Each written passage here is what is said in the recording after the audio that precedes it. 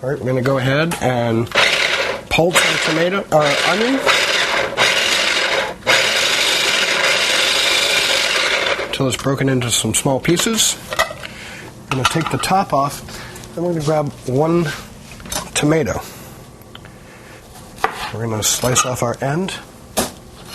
We're going to cut it right down the middle. And then with the meat side up,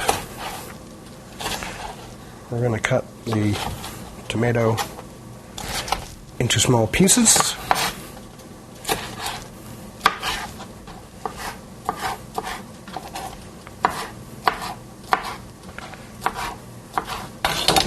We're going to add that to our onion mixture.